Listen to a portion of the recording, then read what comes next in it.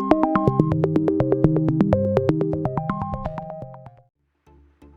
hello, and welcome to this module. And in this module, we are going to discuss about AWS cost management.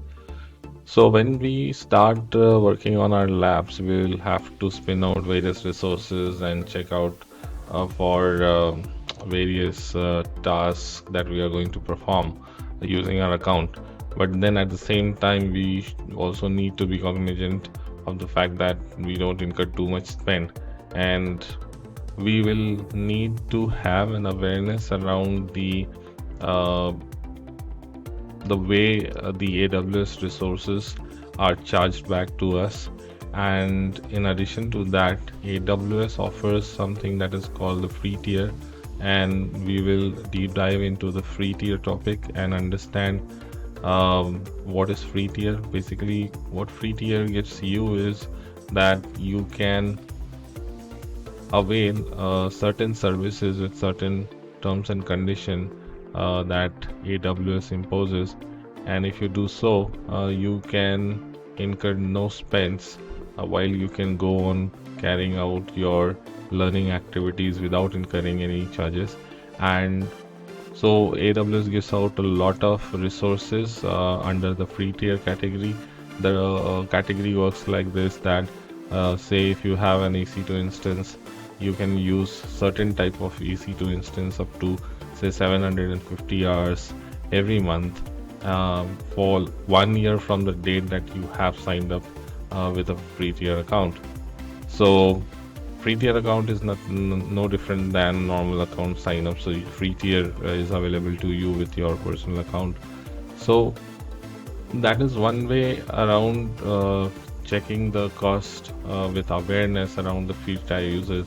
But apart from that, if your cost increases beyond, say for example, in your production environment, when you are deploying your resources and your cost you want to keep under check, what AWS cost management provides you certain controls with which you can budget your resources, you can budget your spends, and you will get automatic alerts if say you are approaching a certain threshold that you have set, or say you have crossed a certain threshold. So let's understand in detail how the AWS cost management works. So we have something called AWS budgets in the AWS cost management section, which we will use to set up this control through which you will get alerted before occurring those spends, or you can even set it such that you can have the forecasted spend even before occurring it. So what you can use here is, as I said, AWS budgets to track and take action on your AWS cost and uses. You can enable simple to complex cost and usage tracking. So cost budget is something with which you can plan how much you want to spend on a service. Uses budget is you can plan how much you want to use one or more service. Similarly, the RI utilization means reserved instance utilization budget. So you can define the utilization threshold and receive alerts when your reserve instance uses falls below that particular threshold. This also lets you see if your RIs are unused or underutilized. Similarly, for the RI coverage budgets, you can define with it a coverage threshold and receive alerts when the number of your instance hours that are covered by reserve instances fall below that threshold, and this lets you see how much of your instance uses is covered by the reservation. Then we have the savings plan utilization budget. So with this you can define a utilization threshold and receive alerts when uses of your savings plan falls below that threshold. This also lets you see if the saving plans are unused or unutilized. Then, with the saving plan coverage budget, you can define a coverage threshold and receive alert when your saving plans eligible uses that is covered by savings plan fall below that threshold. This lets you see how much of instance uses is covered by the saving plans. So you can get budgeted amount of your cost or use budget in one of the following ways, which is fixed, planned, and auto adjusting.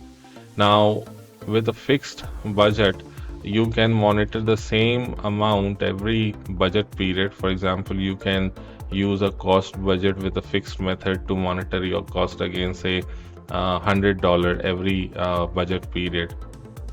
Then, under the planned method, you can do it for, say, monthly or a quarterly budget. And with a planned budget, you can set different amount to monitor each budget period. For example, you can use a monthly cost budget with the planned method to monitor your cost against, say, $100 in the first month, and then $110 in the second month, and then other amounts in the remaining month. So with a planned budget, you can set the budget amount for up to 12 months or 4 quarters. After 12 months or 4 quarter, your budget amount is fixed at that last budget amount. And then last, we have the auto adjusting budget. So in auto adjusting budget, dynamically sets your amount based on your spending or uses over the time range that you specify. So the historical or the forecast time range that you select is the auto adjustment baseline for your budget.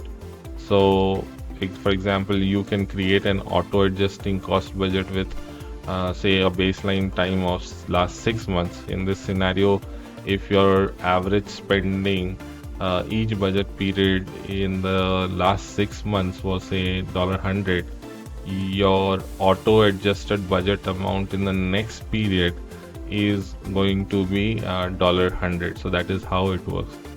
So you can choose to be alerted for both actual, that is after you have incurred the spend, and forecasted, that is before you are accruing the spend. So you can get configure it such that you can have both ways notification to alert you on the incurred expenses.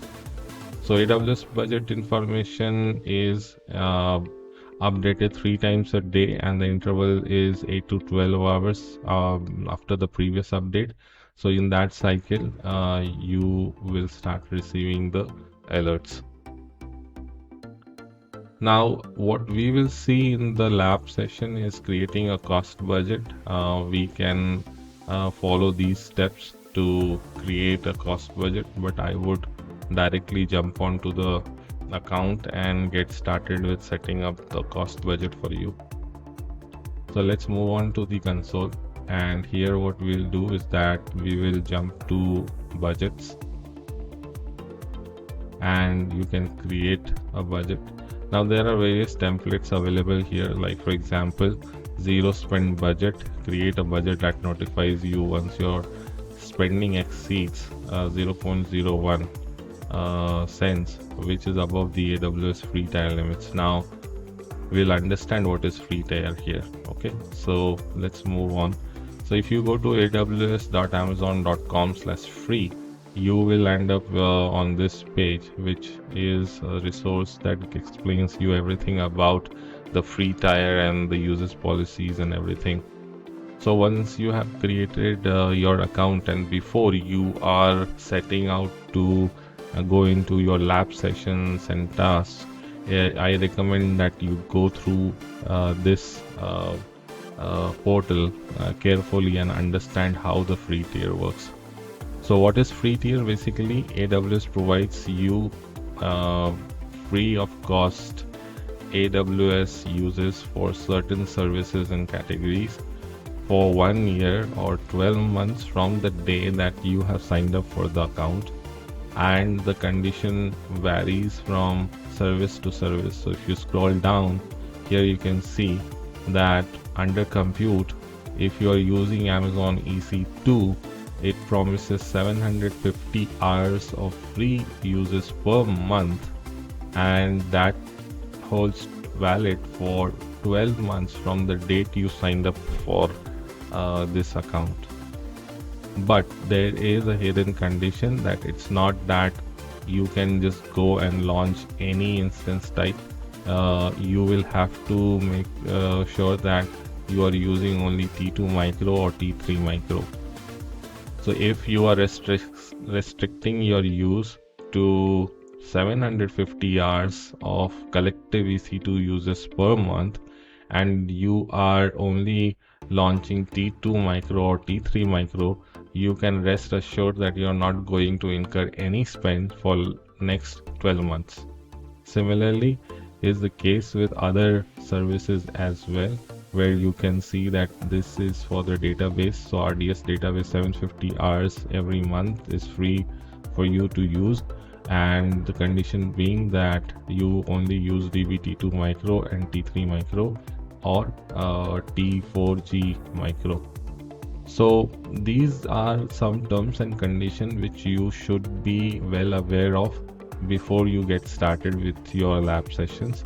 And my recommendation would be that before you are setting out for a particular lab session, you may be dealing during your learning process, you may be dealing with one or two services at a time. So whatever services you are going to consume in your lab session or towards your practicals, you can come back here and read about the free tier policy for that particular service that you are trying to use in your assignment, and be sure of not using the wrong component. Otherwise you may see some inflated spends coming your way in your bill. So this is all about the free tier, and if you want to learn more, I recommend you to go through these 4 videos for having a better awareness around the users policies. Now I will go back to the management console. So as said, if you don't want to incur anything above the free tier uses, it's not that we can restrict as such the uses, but what you can do is that you can set an alert. So this template would help set an alert wherein if your account is incurring cost above 0.01 cent, that is 0.01 cent like in every month, then you can start receiving notification that you are and for that you can also set the threshold. Say for example, you can have a forecast even before you have incurred that bill. Like for example, you can set it to be, say if I'm setting up a custom budget, say for example like monthly cost budget, okay, so I say that my budgeted amount is say $10, and I say that I want to receive email on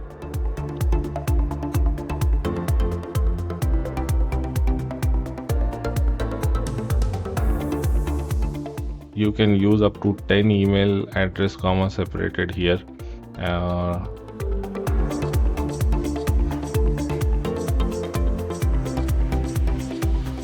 Okay, so you can create the settings here, and you will get some more settings.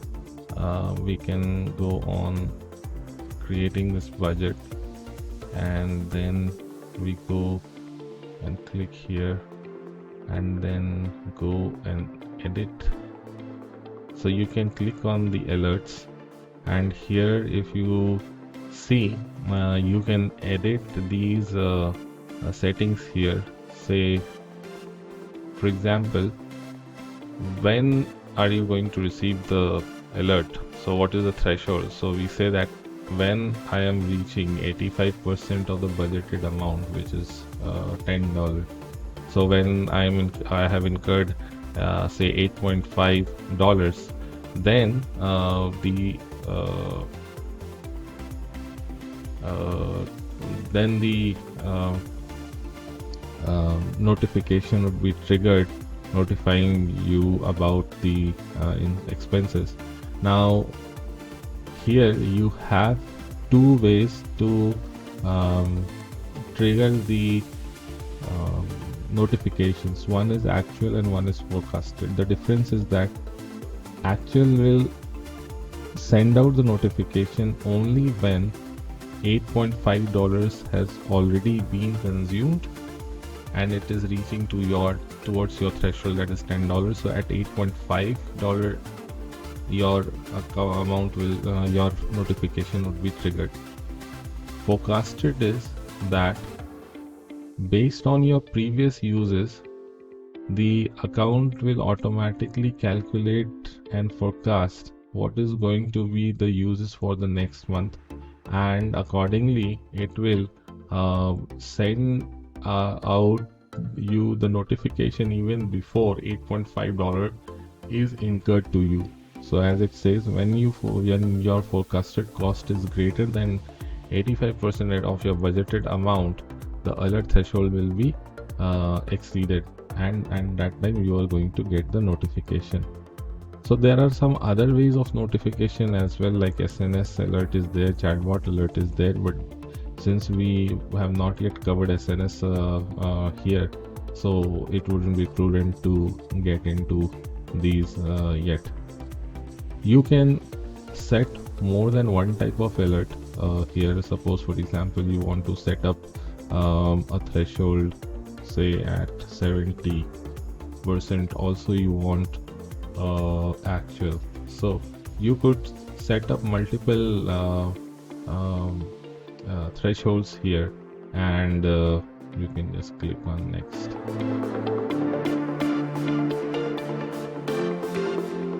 So with this, what we have done is that we have created the cost management into our account. So whenever the cost would be nearing that $10 budget, I will be receiving a notification, and I can go in, and then what I can do is that if say I have got an alert that I am reaching $8.5, what I can do, I can go to my billing dashboard, and from my billing dashboard I will get a detail of my charges that I'm incurring against each services. So let me pull up so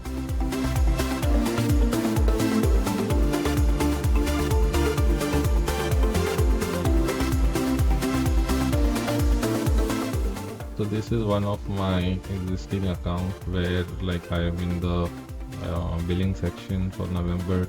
So I have incurred 47 INR. Now the breakup I can see here that is getting incurred. So I have incurred towards Elastic Compute. So I can have all the breakup here that will be visible. So if I am incurring charges and I have, say for example, forgotten a T2 micro instance is switched on, and why I am incurring charges here is because this was above my 750 above my free tier users. So I have gone past 12 months since this account was set up, and I started to incur a little cost for my T2 micro instance, and so I can take corrective measures. If I get the alert, I can go into the billing section to have the breakup where I'm incurring charges, and that way I can shut down those services if I'm not using it, or do a better management for around the AWS spends. So with that, the next thing that we can cover here is a quick walk around of the AWS console and various resources that AWS has on available for you for your learning. So first, let's have a quick walk around of the console. So if you go to the service catalog, here you have the entire range of services that AWS offers. So you can click on each one of them, and then you will get, so these are the categories, and then when you click on the category, you get the respective services under that category. And now the next most important thing is the regions that are available to you. So you, whichever region you select would be the default region that is available to you. So for me, these 10 regions are not yet enabled, so I can manage those regions, and for now I will switch my region to Asia Pacific Mumbai. So we have something called the Cloud Shell as well. So this is a command line utility that you have. You can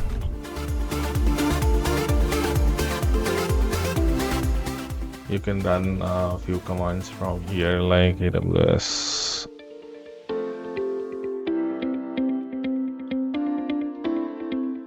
So you can see here that with this command I'm listing out the groups that currently exist in my account. So this is the group that we had created in our earlier video where we were setting up the IAM user.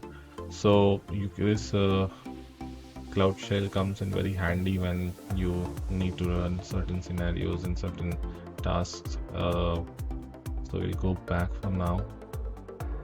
In addition to this, there is a support center available here. You can click on support center. Remember, during account creation, we opted for the basic plan. So from here, you can create your cases, and you can request for certain support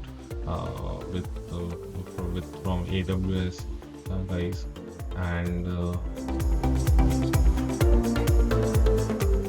then you can also request for an expert help. You can also use the forums.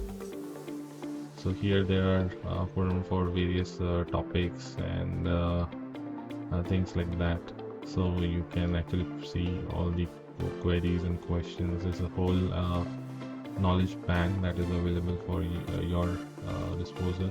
Now we have a documentation section, and here you have very detailed documentation on each of the services. For example, EC2, if you want to go. So you will get guides for Linux instance, Windows instance, different scenarios, how to migrate an existing to an existing VM to an EC2.